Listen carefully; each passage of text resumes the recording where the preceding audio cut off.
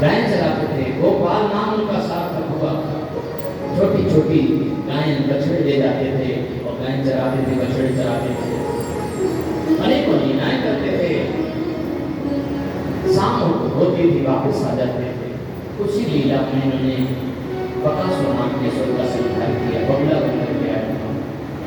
बत्सासुर नाम का असुर आया था, उसका रोज एक लोग का उद्धार करते थे। अघासुर का वध किया, अजगर बनकर के बैठ गया था अघासुर। भगवान ने उसका उद्धार किया। ब्रह्मा जी को मोह हो गया, भगवान के लीला हो गए। मोह किस बात का होगा?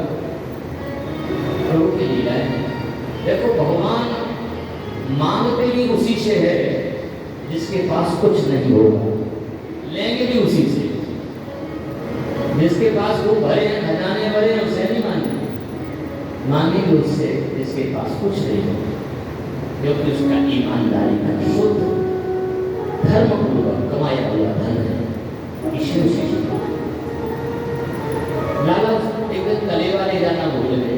आवाज दी, भैया बड़े जोर की भूख लग रही, कलेवा। सब लोग अपना अपना टिफिन लगाकर निकाल करके खाने लगे।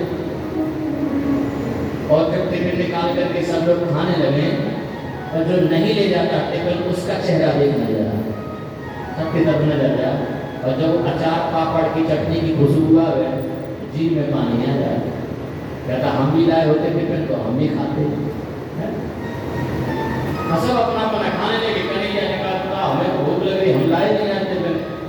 ऐसे नजर डाली तो पूरे सखाओं में जितने भगवान के सखा थे, ग्वाल बाल थे, उनमें मधुमंगल जो थे, मधुमंगल जी ब्राह्मण वाला थे। वो ब्राह्मण वाला थे और उम्र में ज्यादा थे कृष्ण से, और शरीर भी तंदुरुस्त था। मधुमंगल से आवाज दी, मधुमंगल भैया कुछ कलेवा लाए हो? गरीब, बहुत गरीब था। अपनी दुआ क्या रहता था, पूर्णमासी माँ के पास रहता था। गरीबी बहुत ज्यादा थी, उनके पास कुछ था ही नहीं। और भगवान ने मांगा, मधुमंगल भैया कलेवा लाए हो? अब मधुमंगल के तो होश हो गए, खुशी भी और चिंता भी। खुशी इस बात की कि बताओ इतने सारे सखाओं को छोड़ करके हमसे मांग रहे हैं भगवान, हमसे मांग रहे हैं, इतनी खुशी। और चिंता इस बात की कि लाए क्या है तो कुछ नहीं, अब क्या करें? बड़े धर्म संकट में पड़ गए मधुमंगल। कोई बात नहीं, हाँ लाला हम जरूर देंगे तुम्हारे लिए। बोले लाता है? बोले अभी गया और अभी आया। दौड़ लगा दी सीधे घर के लिए, दौड़ लगा दी। अरे मधुमंगल कहाँ जा रहा? बस कन्हैया 1 मिनट लगेगी। और दौड़ करके कराया। पूर्णमासी माँ से कहा, भैया कुछ कलेवा रखा है? बोले ना, यदि कलेवा होता तो हम पहले दे देते तुम्हारे लिए। है कहाँ? कुछ है ही नहीं, बचा ही नहीं कुछ। आटा भी नहीं कि कुछ बना दें, कुछ भी नहीं है। मेरा निराश हो गया। अरे हम तो माँ कह करके आए हैं, लाला ने आज हमसे कलेवा मांगा है और आज हमारे पास कुछ नहीं, तो हम किस मुंह से जाएंगे वापस? क्या करना है मांगा? हाँ। बोले बेटा क्या करें, दुर्भाग्य है हमारा। हाँ देखते हैं, कल परसों की बची हुई कड़ी रखी थी हमने, करवा रहा, देखते हैं उसमें रखी होगी कड़ी, बासी कड़ी। ये दिया मधुमंगल यही है। हाँ कोई बात नहीं, भगवान बहन के भूखे हैं, कड़ी ही देंगे तो बासी कड़ी भले करके दो, करके कौन देगा? कन्हैया ने कहा इतनी देर कर दी, जान निकली जा रही है, ये टाइम भूख जो है ना, ये हमारी तो जानी ले रही है। लाजन जी क्या लाया है? अब मधुमंगल को लगा हम कन्हैया को कड़ी देंगे, बासी कड़ी नहीं देंगे, लेकिन ये मानेगा, ये छीन लेगा हमसे। झाड़ियों के एक तरफ से ले गए, झाड़ियों के किनारे बैठ गए। उन्होंने कहा ये मानेगा, ये छीन लेगा। तो मधुमंगल ने सारी कड़ी पी ली, खुद पीने लगे, खत्म कर दी सारी। आधे से ज्यादा जब पी ली उन्होंने, इधर से गहरी इधर से बह रही। भगवान दौड़ करके आए, कौने तू आज मेरा हिस्सा भी खा जाएगा? मेरे लिए कड़ी आई है, तू पिए जा रहा है। तुरंत मुंह से डबरा छीन लिया और छीन करके वो तबला मुंह में लगा लिया।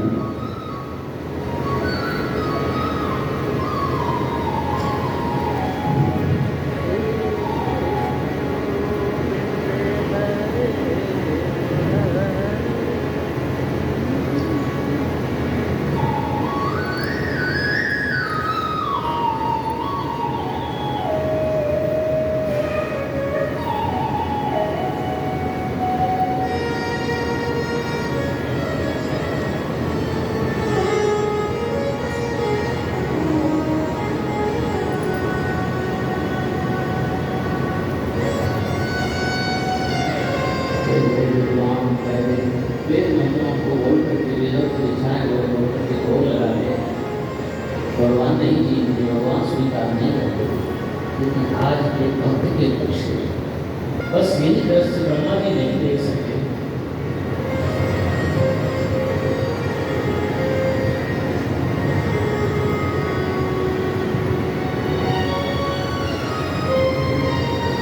ब्रह्मा जी को लगा कि भगवान नहीं हो सकते, भगवान का झूठी कड़ी है, ये ब्रह्म नहीं हो सकते।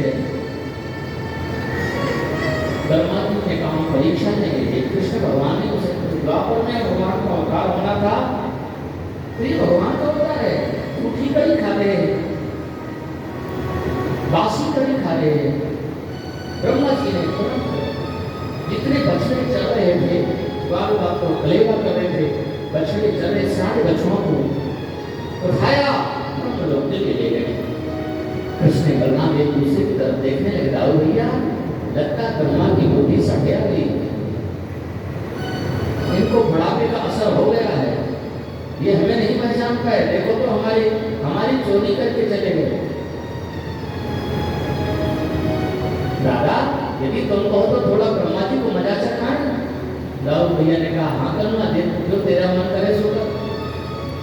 ग्वाल वालों से कहा अरे भैया तुम लोग कलेवा कर रहे हो, बछड़े कहाँ गए पता है?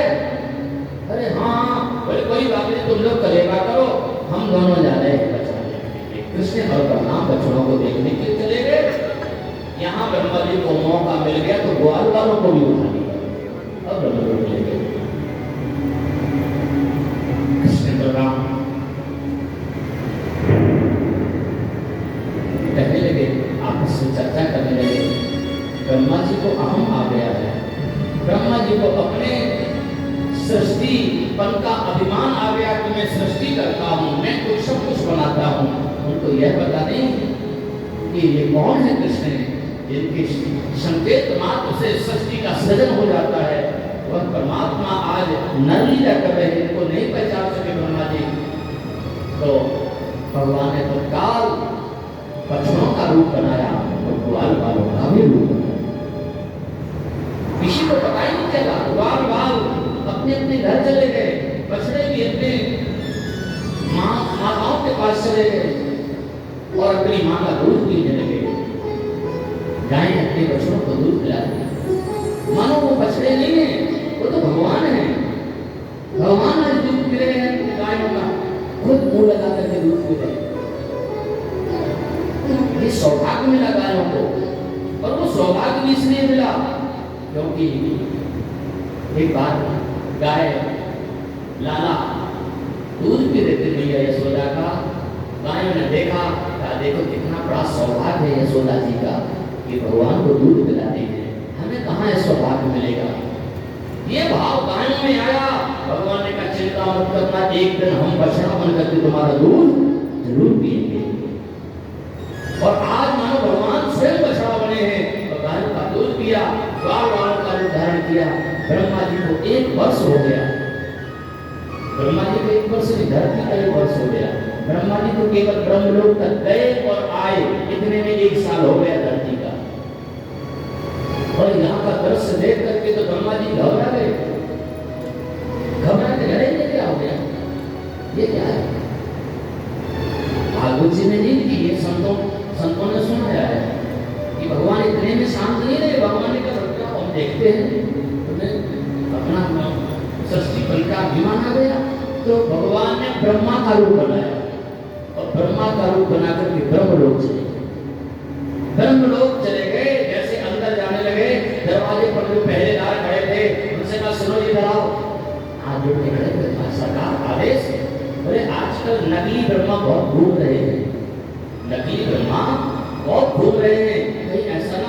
ब्रह्मा आ जाए, इससे दरवाजे पर अच्छी तरह से पहरा देना, कोई नकली ब्रह्मा ना आ जाए, बनावटी वेश बना करके ना कोई आ जाए। पहरेदार ने कहा मजाल है किसी की जो अंदर घुस जाए मेरे होते हुए, सरकार आप जाइए। तो भगवान जो ब्रह्मा बने थे भीतर चले गए, असली ब्रह्मा जब आए तो पहरेदारों ने कहे चलो कहाँ जा रहे? ब्रह्मा जी ने कहा क्या हो गया तुम सब लोगों को, आज हमें रोक रहे हो? बोले हाँ आज तुम भीतर नहीं जा सकते। बोले क्यों नहीं जा सकते, क्या नशा कर लिया तुम लोगों ने? बोले चले जाओ यहाँ से, मुझे पता है कि तुम नकली ब्रह्मा हो। आज ब्रह्मा को अपने लोक में घुसने नहीं मिला, इतनी बुरी हालत, अब जाए कहाँ? अपने लोक में जाने को नहीं मिल रहा है। वृंदावन जाए तो जाए कैसे जाए, क्योंकि अब ब्रह्मा को होश आ गया कि अरे जिसके बछड़े गायें चुराई हैं वो कुछ साधारण इंसान नहीं है। ब्रह्मा को आकर ब्रज की शरण में आना ही पड़ा। श्री कृष्ण कन्हैया के चरणों में लोट-पोट हो गए और कहने लगे नौमी धते प्रभुसे तटितं बनायो कुंजावतंस परिपिक्षण सन्मुखायो वन्यस्तते कवलगे विशाल वेणु लक्ष्मणश्रये रघुपते पशुपांगजायो। ये ब्रह्मा जी ने स्तुति करी, प्रार्थना करी, 27 श्लोकों में प्रार्थना करी, बड़ी लंबी प्रार्थना करी, अपराध किया है, लंबी प्रार्थना करी। भगवान ने चल कोई ठीक ब्रह्मा के मोह को दूर किया। भगवान की लीलाओं को देख करके ब्रह्मा जी देवता भी मोहित हो जाते हैं। प्रभु ने बड़े अद्भुत सिद्ध किए। धन का सुर का वध दाऊद भैया के द्वारा कराया, ताल वन में रहता था गधे के वेश में। कृष्ण कन्हैया मार नहीं सकते थे, उनको पता था यदि हमने गधा मारा ना तो दाऊद भैया कहेंगे लो तुमने गधा मारा, गंगा जी नहाने जाओ। बड़े आदमी का बड़े से बड़ा अपराध कोई अपराध नहीं माना जाता है। गरीब आदमी यदि छिपकली भी मार देना तो कहते हत्या कर दी तुमने, गंगा जी जाओ। मैंने गरीब आदमी से छोटा सा जीव भी मर जाए तो हत्या, और बड़ा आदमी चाहे जितना करता रहे, 300 लोग करता रहे, जो करता रहे, वो हत्या नहीं मानी जाती। समर्थ को हमने दोष घुसाई रवि पावक सोचर की नहीं। बोले दाऊद भैया सबसे ज्यादा हल्ला बजाएंगे, इसलिए इन्हीं से मरवा दो। दाऊद भैया से बहन का सुर का बल कराया, उसमें दाल बन रहे अनेक मदद फल फलों को खाया। श्री कृष्ण कन्हैया ने कालिया नाग को नाथा। खेलने जाते थे, गाय चराने जाते थे। एक दिन दाऊद भैया नहीं गए, अकेले गए और बछड़ों को लेकर के, गायें लेकर के कृष्ण कन्हैया सखाओं को काली दह की रास्ते जाने लगे। काली दह बाल बाल ने कहा कन्हैया भैया पता है हम लोग कहाँ जा रहे हैं? ये रास्ता तो काली दह के लिए जाती है, जहाँ कालिया नाग रहता है। उसके विषाक्त जल के कारण बहुत से जानवर मर गए, बहुत से पशु पक्षी मर गए। आसपास के पेड़ तक सूख गए, घास हरी नहीं है, वो भी सूख गई है। वहां मत चलो, मैया बाबा ने मना किया था, उधर कभी मत जाना। कन्हैया बातों में लगाए हुए चलो ना, वहां थोड़ी चल रहे हैं। वो दाऊद भैया नहीं थे ना, इसलिए गए वहां। क्योंकि दाऊद भैया यदि साथ में होते तो कालिया नाग को नहीं नाथ पाते कन्हैया। क्योंकि जब कन्हैया कालिया नाग से युद्ध कर दे, उसको नाथ दे, तो बलराम जी भी शेषनाग है। एक ही तो जाति बराबरी है, कोई जाति बराबरी का पिट रहा होगा तो देखते रहते क्या बलराम जी? एक सांप पिट रहा होगा, दूसरा सांप देखता रहेगा। बलराम जी भी सांप और कालिया नाग भी सांप। तो आज मौका मिल गया कन्हैया को कि दाऊद भैया नहीं आए हैं, मौका है हमारा, अब इसको निकाल दो यहाँ से। इसलिए काली दह में जाकर के उसका नाग पत्नियों को समझाया। नाग पत्नियां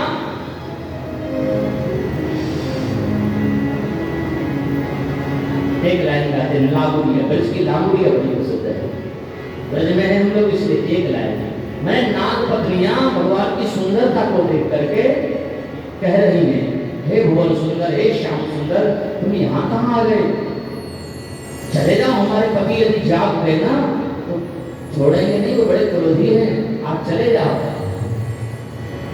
तो भोजपुरी में है, एक लाइन गाते हैं, इन गनिया काना को समझावे का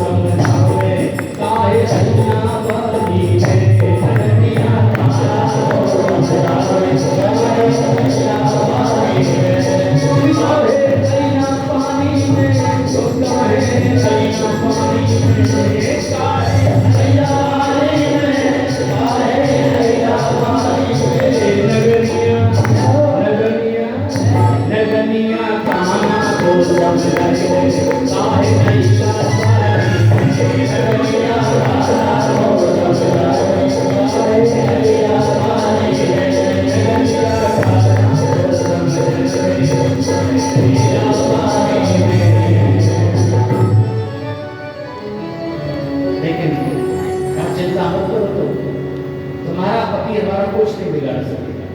सोते हुए नाग को जगाया, एक क्षण तो नाग भी देख करके हैरान हो गया, ऐसा सुंदर तो हमने कभी स्वप्न में भी नहीं देखा ऐसा पुरुष।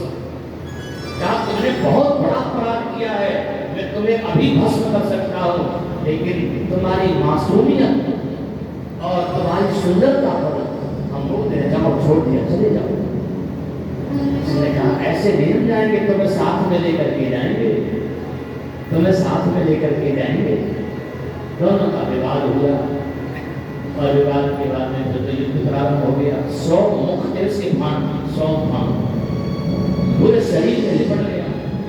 भगवान खेल कर रहे थे, जो शेष नाग पर सोता हो उसके लिए छोटा सा सपोला क्या कर लेगा। शेष नाग जिसके सहस्त्र फण हैं उस पर सोने वाला भला उसका नाग क्या बिगाड़ लेगा। क्षण मात्र में भगवान ने उसके 100 मुखों में नाक डाल दी और बाहर लेकर के आ गए।